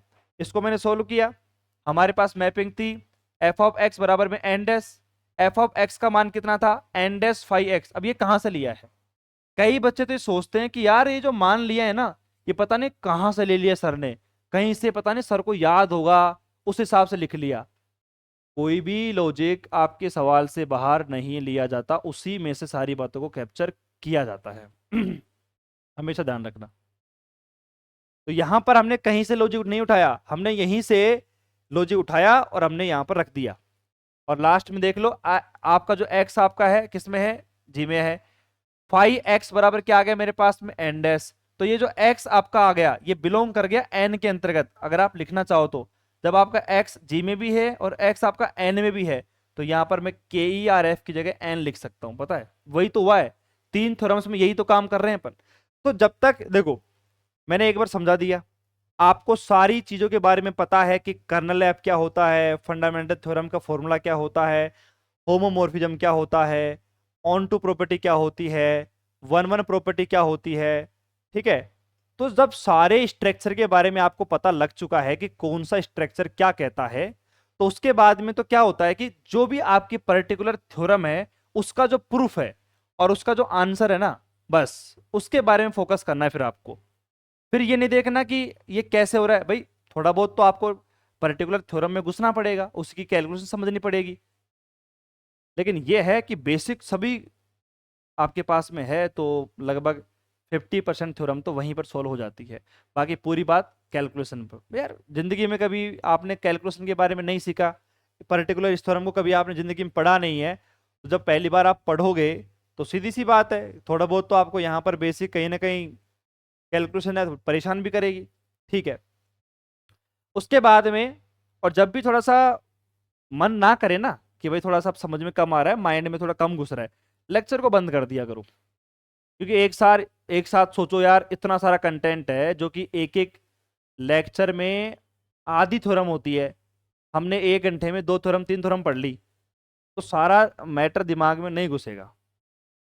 जब अगर समझ में नहीं आए तो स्टॉप करके और फिर दोबारा से आप लेक्चर को लेना चालू करोगे तो आपको शानदार समझ में आएगा। ठीक है, चलो भैया आगे बढ़ते हैं अपन, आगे बढ़ते हैं। अब हमारे पास में अगली थ्योरम आती है जिस जिस थ्योरम का नाम क्या है, जैसन हर्स थ्योरम और बटरफ्लाई थ्योरम। अब नाम से ही इंपॉर्टेंट दिख रही है आपको, नाम देख लो इसका, नाम से ही ये थ्योरम आपको कितनी इंपॉर्टेंट लग रही होगी आपको, क्लियर सी बात है। ठीक है, अब देखो थ्योरम में कुछ भी नहीं है, अगर आप थ्योरम पर फोकस करोगे ना, थ्योरम के 3 पार्ट है, एक ये रहा, एक ये रहा, एक ये रहा, एक ये रहा। अब अगर आप तीनों पार्ट पे थोड़ा फोकस करो तो तीनों पार्ट में देखो, जिसमें दो पार्ट में तो क्या लिखा हुआ है, आपको नॉर्मल बताना है दो पार्ट के अंदर तो, और तीसरे में बताना है आइसोमॉर्फिक। लेकिन जब आप दोनों कर दोगे तो तीसरा ऑटोमेटिक हो जाएगा, क्योंकि इन दोनों से ही आपका तीसरा वाला बना हुआ है। पहले दो वाले में क्या करना है कि मेरे पास में H इंटरसेक्शन K डैश और H डैश, इसको नॉर्मल बताना है इसके लिए, और H डैश इंटरसेक्शन K और K डैश को नॉर्मल बताना है H इंटरसेक्शन K और K डैश के। जब ये दोनों काम हो जाएं, उसके बाद में यहां पर इन दोनों को आपस में अपोन कर दो। जैसे मेरे यहां पर H intersection K H dash, और ये H इंटरसेक्शन K डैश मेरे पास में है और अपोन में H डैश है। तो जो भी मेरे पास यहाँ पर H वाले मान हैं वो आइसोमॉर्फिक होते हैं किसके, K डैश वाले मान के। तो ये आपको करना है। जब ये दोनों कर चुके होंगे तो ये भी आपका हो जाएगा, और बहुत ही सिंपल थ्योरम है, लेकिन इंपॉर्टेंट बहुत है। आप यहाँ पर कंफ्यूज नहीं हुए कि भैया कौन सा K डैश है H डैश है, अरे उससे क्या मतलब है, आपको केवल प्रॉपर्टी फोकस करना है ना। जब नॉर्मल बताना है तो नॉर्मल की वही प्रॉपर्टी होती है जो आप जानते हो। ऐसा तो नहीं कि स्पेशल इस सवाल में आपकी नॉर्मल सब ग्रुप को प्रूफ करने की प्रॉपर्टी आपकी चेंज हो जाएगी, ठीक है।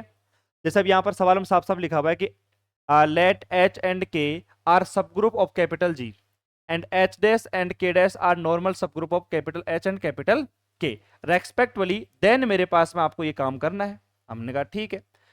सबसे पहले फर्स्ट नंबर का सवाल मेरे पास में, फर्स्ट नंबर का सवाल दिख रहा है साफ साफ, देख लो भैया कि H डैश मेरे पास में कहाँ है और किस प्रकार आपको काम करना है, ठीक है ना। चलो अब यहां पर जो भी सवाल में दे रखा होगा उसको लिख लेंगे। H and K are sub group of G। यहां पर सवाल में बोल रखा है कि भैया H और K तो क्या है, आपके सब ग्रुप हैं कैपिटल G के। हमारे दिमाग में बात आई कि यार जब ये H और K सब ग्रुप हैं G के, तो कोई ना कोई प्रॉपर्टी तो इन दोनों के पास में भी होगी। हमने कहा ठीक है। और फिर इसके साथ साथ में ऑल्सो यहाँ पर H intersection K is also सब ग्रुप ऑफ कैपिटल G और H intersection K is also सब ग्रुप ऑफ कैपिटल K। मतलब ये इंटरसेक्शन वाला पार्ट जो है ये G और K दोनों का सब ग्रुप है। एक बात हो गई, दो बात हो गई, तीन बात हो गई, ये तो आपको सवाल में यहां पर गिवन ही मिल गया है, ठीक है। नाउ अब यहां पर देखिएगा एक बार आप, नाउ H इंटरसेक्शन K जो है ये सब ग्रुप है K का, वही तो लिखा है ऊपर आपने। H इंटरसेक्शन K आपका G का सब ग्रुप भी है। तो अब आप यहां पर नोटिस करना, आपने क्या देखा कि भाई मेरे पास में अगर H इंटरसेक्शन K सब ग्रुप K का है, तो आपका जो K डैश है K डैश, ये आपका नॉर्मल सब ग्रुप मेरे पास में K का है। तो सो आपका H इंटरसेक्शन K नॉर्मल सब ग्रुप होगा K डैश का, इज नॉर्मल सब group of H intersection K। Focus करना थोड़ा सा, मतलब यहां पर थोड़ा सा आपको मामला डिस्टर्बेंस में लगेगा। कैसे, अगर ये H इंटरसेक्शन K मेरे पास में है, ठीक है, और ये आपका नॉर्मल सब ग्रुप K का है, ठीक है। यहां पर K और K डैश अगर मेरे पास में नॉर्मल सब ग्रुप है किसका, G का, तो G का नहीं K का ही है। तो इसीलिए H इंटरसेक्शन K और नॉर्मल सब ग्रुप मेरे पास में यहां पर ये कितना है आपका, K डैश ही आएगा। ये इज नॉर्मल सब ग्रुप किसका है, आपका H इंटरसेक्शन K का। किसका भैया, H इंटरसेक्शन K का। अगर ऐसा है तो मैं आगे चला, थोड़ा सा देखो एक बार ध्यान से। यहां पर मेरे पास में H intersection K intersection K dash is normal सब group of H intersection K। अब बच्चे कह रहे हैं सर कुछ समझ में नहीं आ रहा, मतलब इंटरसेक्शन ले रहे हैं, किसका ले रहे हैं, क्या मतलब, कुछ समझ में नहीं आ रहा हमें तो सर। आप तो कुछ भी मानो लेकिन हमें समझ में नहीं आ रहा। देखो इस कंडीशन पे आपको एक काम करना चाहिए, इस थ्योरम की एक ऐसी नस पकड़नी चाहिए जिससे कि आप पूरी थ्योरम को अपनी मुट्ठी पर ले सको। अब वो कैसे होगा, देखो बात क्या है, अगर आप फोकस नहीं कर पा रहे, मतलब सोच नहीं पा रहे, समझ नहीं पा रहे कि इसको मैं कैसे अपने दिमाग में एंटर करवाऊं, अगर सीधी सी बात बोलूं तो यहां पर दो बातें बोली हैं। एक तो है H इंटरसेक्शन K और एक K डैश आपका नॉर्मल सब ग्रुप K का।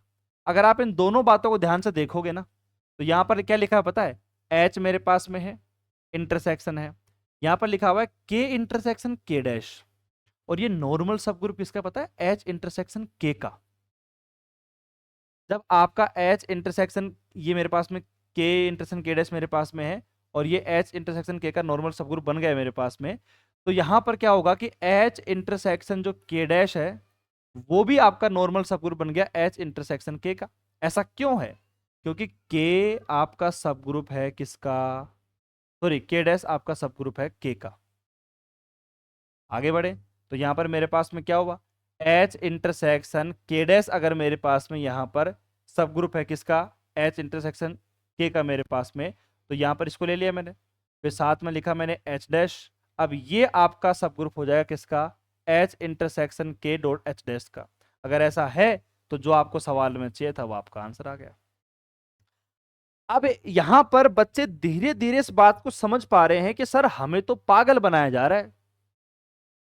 अगर एक तरीके से देखा जाए तो इस थ्योरम के अंतर्गत हमें केवल पागल बनाने का काम किया जा रहा है, बाकी और कुछ भी नहीं है। अगर आप सवाल में फोकस करोगे तो हमें क्या क्या चाहिए, एच इंटरसेक्शन के डैश और एच डैश। तो एक बच्चा कहता है सर देखो सिंपल सी बात है, अगर मेरे को मिठाई बनानी है, चाय बनानी है, कॉफी बनानी है, या फिर कुछ भी काम करना है, ऐसा तो नहीं कि तुरंत झटके से आप चाय बना दोगे एक स्टेप के अंतर्गत। सबसे पहले हमें दूध भी लाना पड़ेगा, चाय पत्ती भी डालनी पड़ेगी, चाय उसको गर्म भी करना पड़ेगा, तब जाके चाय बनेगी। तो वैसे ही मैं यहाँ पे कह रहा हूँ कि आप यहाँ पर डायरेक्ट एच इंटरसेक्शन के डैश और एच डैश नहीं प्रूफ कर सकते। हमने देखो टुकड़ों टुकड़ों में क्या किया, सबसे पहले एच को के का बताया, फिर हम इंटरसेक्शन पे पहुंचे, फिर इंटरसेक्शन के बाद में हम धीरे धीरे डैश पे पहुंचे, डैश पे पहुंचने के बाद में यहां पर पहुंचे के इंटरसेक्शन के डैश, फिर इसको मैंने कन्वर्ट किया के डैश में। अब आपको सवाल के अकॉर्डिंग चलते जाना है। आपके दिमाग में एच डैश का आइडिया क्यों आया, अरे सवाल में पूछा है वही तो करेंगे ना। तो एच इंटरसेक्शन के डैश है, हमने एच डैश को ले लिया, और इधर भी देखो एच डैश को ले लिया। अब आप कह रहे हो पहले ही कि भैया एच इंटरसेक्शन के डैश जो है वो इंटरसेक्शन का आपका सब ग्रुप बन चुका है, कौन सा, नॉर्मल सब ग्रुप। अगर मैं दोनों तरफ यहां पर एच डैश से मल्टीप्लाई कर दूंगा तो उससे क्या फर्क पड़ेगा, तब भी तो बन गया वो काम। तो वही तो लिखा है मैंने यहाँ पर। तो बच्चों घबराने की आवश्यकता नहीं है, सबसे पहले नॉर्मल, फिर डैश, और फिर मल्टीप्लाई में एच डैश। इसी प्रकार आप यहाँ पर स्टेप बाय स्टेप, 3 स्टेप है, 1 2 3, और चौथी में तो ये आ ही गया अपने आंसर। सेकंड वाला भी सेम टू सेम है, आपको सवाल के हिसाब से काम करना है। पहले हमने सिंपल एच को के का बताया, फिर इंटरसेक्शन को बता रहे हैं, और इंटरसेक्शन के अंतर्गत भैया डैश किस प्रकार एंटर करवा रहे हैं उसको भी हमने यहाँ पर बताया, ठीक है। अब उसके बाद हम आगे चलते हैं। उसके बाद डैश को लिया है, देख लो मैं डैश को लेके आ गया, डैश को लाने के बाद में हमने यहाँ पर के डैश से मल्टीप्लाई कर दिया, और वही आपका सेकंड आ गया। इसमें क्या है कि आप अपना दिमाग का यूज मत करो, आप एक पैटर्न को फॉलो करो कि पैटर्न क्या चल रहा है, किस पे डैश चाहिए, और किसको कैसे लेके आना है। 3 स्टेप है, आंख बंद करके कैसे भी लिख दोगे ना तो भी सही आएगा। उसके बाद ये आपका के डैश आ गया। जब दोनों हो चुके हैं, भाई मेरे पास में एच इंटरसेक्शन के डैश, ये आपका इंटरसेक्शन किसका हो गया, एच के साथ में, और ये आपका ये हो गया इसका नॉर्मल सब ग्रुप, और ये हो गया इसका हो गया, ठीक है। उसके बाद हम आगे चलते हैं। अब इसमें भी देखो, आप ध्यान से देखकर आप नोटिस करोगे तो एच इंटरसेक्शन के डैश है एक तो, और एक है मेरे पास में एच डैश इंटरसेक्शन के। अगर आप फोकस करो तो इज आल्सो नॉर्मल सब group of H intersection K, जो कि हम बता चुके हैं पहले ही। As product of two normal सब ग्रुप इज आल्सो नॉर्मल, अगर ए नॉर्मल है और बी नॉर्मल है, इनके दोनों का प्रोडक्ट भी नॉर्मल होगा। तो वही तो कर रहे हैं अपन, यहां पर हमने प्रोडक्ट कर दिया। हमने कहा कि भाई मेरे पास इनका प्रोडक्ट करने के बाद एल और नॉर्मल सब ग्रुप एच इंटरसेक्शन के, हमने क्या करा कि यहां पर थोड़ा सा एच इंटरसेक्शन के अपॉन में L is a quotient group, ध्यान सुनना, एच इंटरसेक्शन के अपॉन में L is a quotient group. Let us define a mapping, हमने एक मैपिंग डिफाइन कर दी। अब कहानी देख लो एक बार आप, फाइव मेरे पास में एक मैपिंग है, कहां से कहां पर है आपको दिख रही है। हमने उसके बाद एक मैपिंग मानने के बाद में एक फंक्शन को भी डिफाइन किया यहाँ पर कि भाई फंक्शन कैसे डिफाइन होगा, फाइव एक्स वाई बराबर मेरे पास में एक्सएल, और उसके बाद में यहाँ पर हमने कहा कि कौन सा एलिमेंट कहाँ बिलोंग कर रहा है, वही हमारे पास फाइव हमने एलिमेंट लिए, वही होमोमोर्फिज्म जो अपन बता रहे थे। हमने यहाँ पर समाकारिता को बताना चालू किया, समाकारिता को बता रहे हैं अपन ने यहाँ पर, देखो भैया इस प्रकार फाइल लिखा हुआ था, आप देख लो एक बार, नोटिस करो। आगे चले थोड़ा सा, आगे चलेंगे तो मेरे पास में देखो, समाकारिता तब तक प्रूफ नहीं होगी जब तक इन दोनों के बीच में एलिमेंट को आप इस प्रकार नहीं लिख पाओगे। फाई क्या आ गया मेरे पास में, होमोमोर्फिज्म। अगर फाई होमोमोर्फिज्म आ चुका है आपके लिए, तो फॉर ईच एक्स मेरे पास में क्या है आपका, सब ग्रुप हो गया मेरे पास में। नहीं, एक मिनट को, एक्स मेरे पास में जो है वो बिलोंग करके कहां पर बिलोंग कर रहा है, एच इंटरसेक्शन के अपॉन में एल के अंतर्गत। अगर ऐसा है तो फिर हम कह सकते हैं यहां पर, क्या कह सकते हैं भैया, कि फाई एक्स ई बराबर में एक्सएल, इज दैट मतलब फाई इज ऑन टू, और फाई अगर ऑन टू मेरे पास में हो गया तो फंडामेंटल थ्योरम ऑफ मेरे पास में होमोमोर्फिज्म के हिसाब से एच इंटरसेक्शन के एच डैश अपॉन में कर्नल फाई बराबर मेरे पास में के ई आर एफ का मान आप निकालोगे यहां से, तो के ई आर एफ का मान मेरे पास में क्या आएगा, जो आपको यहां पर नीचे चाहिए होगा, तो वही अपन लेके आएंगे। और मान कितना आएगा मेरे पास में के आर एफ का, वो आ गया एच इंटरसेक्शन के डैश और मल्टीप्लाई में एच डैश, और यहाँ पर अपन ने मान भी पुट कर दिया। तो ये मेरे पास में आ गया। नाउ इंटरचेंज एच के को और के को एच में, तो मेरे पास में आ गया एच डैश एल और के डैश मेरे पास में, तो वी गेट, यहाँ पर आ गया क्या मेरे पास में, चेंज कर दिया अपन ने, और यहाँ पर अपने पास में आंसर आ गया जो अपन को चाहिए था। अब एक बात बोलूं, जब पहली बार आप थ्योरम को पढ़ोगे ना, तो पहली बार पढ़ते ही सारा मैटर जो है ना दिमाग में घुसेगा नहीं। आप एमएससी पढ़ रहे हो, आपको पता है, अगर आपको पता हो तो मैं बता देता हूं, आप एमएससी प्रीवियस में हो, तो कई चीजें ऐसी होती हैं जो एक्चुअली में बीएससी में पढ़ने वाली होती हैं और आपने पढ़ी नहीं है, और फिर आप सोचते हो कि यार सर ने पढ़ाया लेकिन मजा नहीं आया। बेटा आप ये तो सोच के देखो कि आप किस टाइम पे तैयारी कर रहे हो, एग्जाम टाइम पे तैयारी कर रहे हो, और फिर आपने बिल्कुल कुछ पढ़ा नहीं है, तो समझ में आएगा कैसे। ठीक है, हालांकि मैं इसको दोबारा एक बार एक्सप्लेन कर रहा हूँ थ्योरम को, मुझे पता है कि एक बार के बताने से थ्योरम जो है प्रॉपर तरीके से समझ में नहीं बैठती है, बट फिर भी आपने यहाँ पर अपनी, देखो 10 नंबर का मैटर है, तो 10 नंबर में आपको यहाँ पर काम तो प्रॉपर करना पड़ेगा। ठीक है, सीधी सी बात है, यहाँ पर शुरुआत में आपने देखा कि भैया किसको कैसे क्या करना है, मतलब हमारी जो बटरफ्लाई थ्योरम है,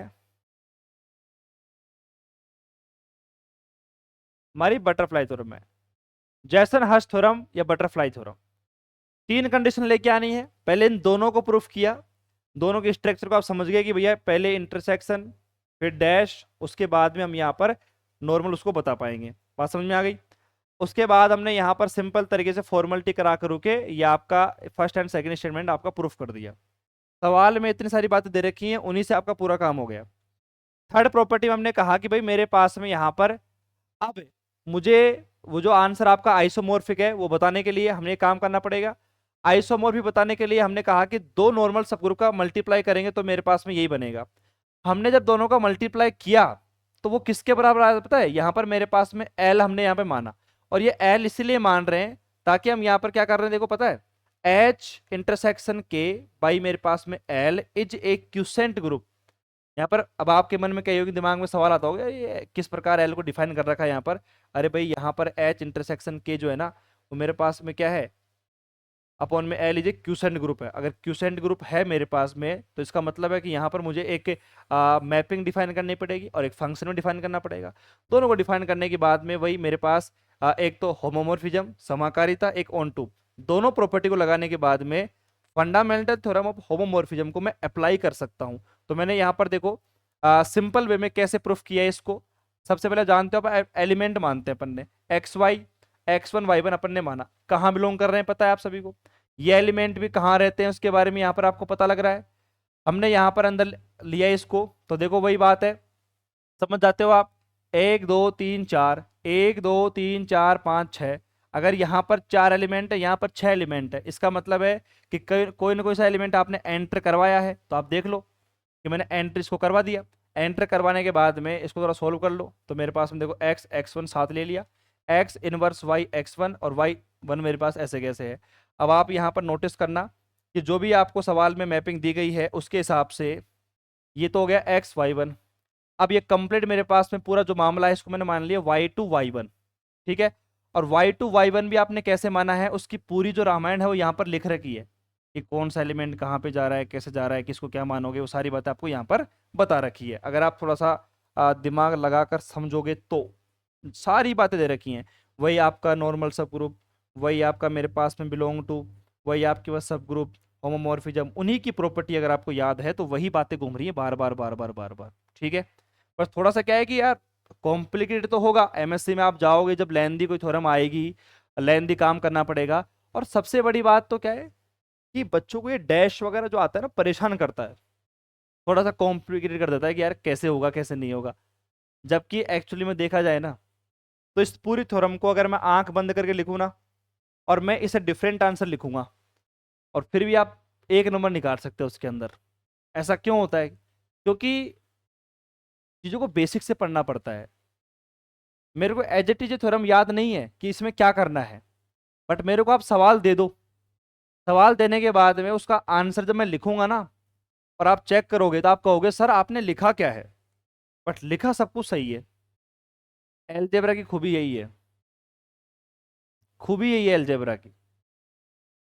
ठीक है, तो यहां पर मेरे पास में ये कहानी हो गई। उसके बाद में आपने वही समाकारिता बताई।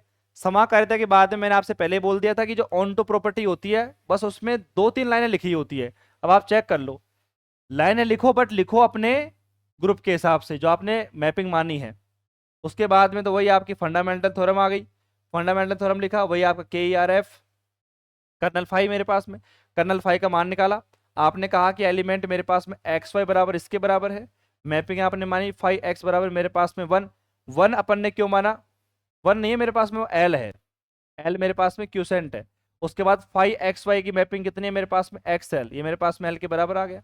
उसके बाद आपने कहा कि भाई मेरे पास में जो एक्स वाई है ये तो ऐसे कैसे, कोई दिक्कत नहीं है, एक्स आपका एल में बिलोंग कर गया, यहाँ पर एक्स एल बराबर एल आ गया ना, एक्स आपका एल में बिलोंग कर गया। तो मेरे पास में क्या आ गया? एच इंटरसेक्शन के डैश, भाई माना हुआ है ना एल के ऊपर मान, आपने इसका यहाँ पर मान रख दो।